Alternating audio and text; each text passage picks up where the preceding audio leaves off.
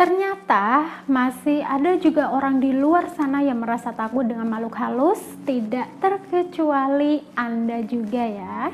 Nah, banyak cerita mengenai pengalaman orang-orang yang mengalami kejadian aneh maupun ganjil, dan tidak sedikit pula orang yang menyatakan bahwa mereka bisa melihat secara langsung sosok yang disebut dengan makhluk gaib.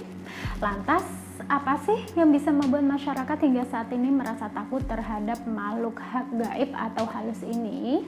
Nah, pada video saya kali ini saya akan memberikan beberapa alasan yang umum terjadi ya di masyarakat mengapa orang-orang bisa takut dengan makhluk halus atau gaib ini. Ya, walaupun mereka belum pernah melihatnya sekalipun ya, atau bahkan yang sudah pernah melihatnya.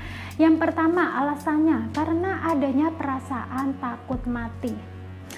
Ada suatu tradisi yang beranggapan bahwa apabila seseorang melihat makhluk halus, maka hal tersebut adalah pertanda bahwa dia akan meninggal dunia dalam jangka waktu yang dekat.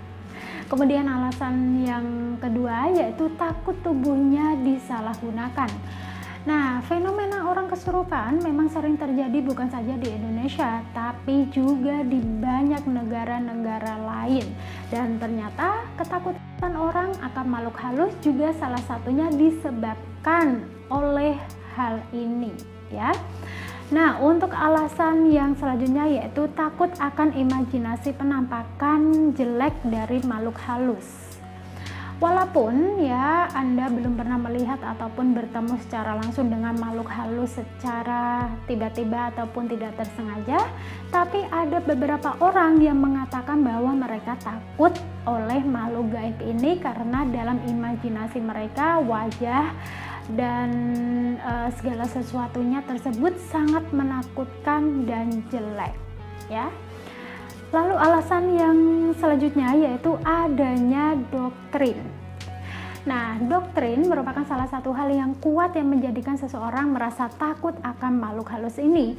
Nah, maksud doktrin dalam hal ini seperti contohnya ya, ketika kita masih waktu kecil atau anak-anak ya, seorang telah sering ditakut-takuti atau ditanamkan dalam pikirannya bahwa makhluk halus atau gaib itu berwajah menyeramkan, berbahaya, jelek, dan lain sebagainya.